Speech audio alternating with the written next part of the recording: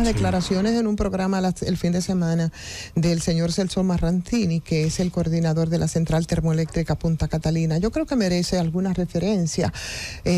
frente a algunas situaciones en las que hay que ponerse de acuerdo, digo yo, cuando refería que va a ampliar ese proyecto de generación, que se van a instalar unas plantas de paneles solares de 60 megavatios, habla de que se van a instalar 700 megas más, habla de que las críticas de la gente por la construcción del proyecto, la eficiencia de la planta, los equipos que no se pueden poner en duda, según él destacaba, que nunca se ha puesto en duda, por supuesto, la necesidad de la construcción de esa planta, y que solo para confundir respecto a las críticas que se hicieron del proceso de licitación, se echó manos de esto, de la eficiencia que a veces hay que poner entre comillas de Punta Catalina, sin que implique la necesidad, pero también de una comisión que por esas mismas dudas nombró el presidente Danilo Medina en su momento, que la integraban junto al mismo Celso Marrantini, también el señor Corripio, César Sánchez, Pedro Brache, Jaime Aristia Cuder, que después terminó como administración de Punta Catalina, cuando había poco que administrar realmente en ese momento, porque cuando él echó manos de eso, que muchos lo veían casi como un premio, no había muchas cosas que administrar. Y así como esto, lo que había dicho la comisión asignada, había hablado de 1.945 millones, después que se había hablado de 2.040, pero no podía pasarse de los 2.000 millones en este caso, y el propio Danilo Medina, que por eso es que yo creo que cuando Odebrecht 2.0 se toque, si es que alcance el tiempo dentro de todo lo que nos desborda, tendrá que responder cosas por la alusión que por lo que él mismo dijo y se atribuyó su intervención muy directa en Punta Catalina, que con aquella negociación que después quedó en 1945 es lo que se decía, y la planta de acuerdo a lo que se había registrado. En fin, habló de muchas cosas el señor Celso Marrantini, y lo que quiero destacar de todo esto, de todo lo dicho por Celso, es que bastante interesante, porque plantea, y ahí es donde quiero hacer un llamado a las autoridades del sector eléctrico actualmente. Señores, plantea posiciones públicas con el ministro de Energía y Minas que son contradictorias, y yo creo que hay que mantener la unificación de los planteamientos en este caso, sobre todo con un tema tan delicado como es el tema eléctrico, defendiendo el proceso de licitación, el monto de los contratos EPC, que es contrario a lo que ha hablado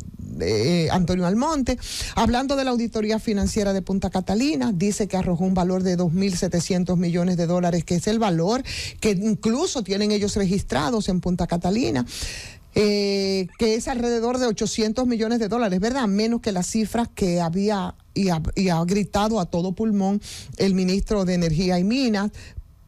Dista mucho de eso. Entonces no se han puesto de acuerdo de que se administre bajo un contrato, porque se refirió al tema del fideicomiso. Saludó incluso las posiciones de la sociedad dominicana respecto a la oposición, ¿no?, al caso del fideicomiso, que no era más que un mamotreto de contrato que firmó el mismo señor Almonte, que es el peor contrato fideicomiso jamás firmado, no solo en República Dominicana. Yo creo que es una cosa increíble, pero para el señor Marrantini eso está muy bien, y justificó incluso que Punta Catalina sea una empresa comercial por acciones en lugar de una empresa pública de ley. Una empresa que ya hubiera sido pública, decía él, porque se hubiera regido por las leyes que rigen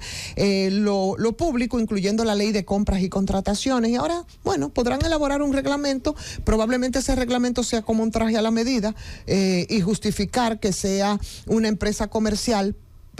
porque le permite quizás algunos niveles de flexibilidad con todo el tema de las compras y de las contrataciones. Lo que quiero destacar es que, señores, ustedes buscan y van a Google, que es el que más le encanta arrojarle en la cara a los políticos del patio, a los funcionarios, las cosas que dicen. Ya tenemos acceso a la información, y entonces la coherencia es algo muy importante, porque no se puede subestimar tanto a la gente. Me recuerdo que cuando se habló del informe de que creó Danilo Medina para justificar el desastre que habían hecho respecto al tema de la licitación. Varios titulares. El PRM informaba confirmaba las violaciones que se habían creado en ese informe. El gobierno dice que iba a privatizar algunas empresas públicas y que iba a vender acciones en Punta Catalina. El PRM había pagado, dice el PRM que el gobierno había pagado, 823.4 millones de dólares adicionales a Odebrecht por Punta Catalina y no los 395. Pero además hablaba que era improcedente el informe sobre Punta Catalina. Lo dijeron hasta el cansancio y lo reprodujeron todos los diarios y eso se puede buscar. Pero sobre todo recrea muy bien un artículo que había publicado el propio hoy ministro, que de alguna forma pone en evidencia y confirma, señor, que unas cosas se decían antes y que otras cosas se dicen ahora. Lo que se decía antes y lo que se exhibe desde la función pública es totalmente diferente, porque reivindicaba un informe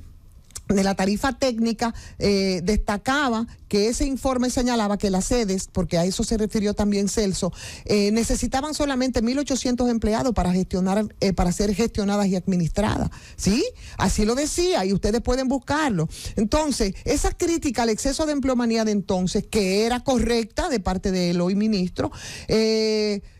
señores, cuando ustedes se ponen a ver qué es lo que pasa con las sedes poseen una cantidad de empleados similar a la que criticaba el exministro entonces.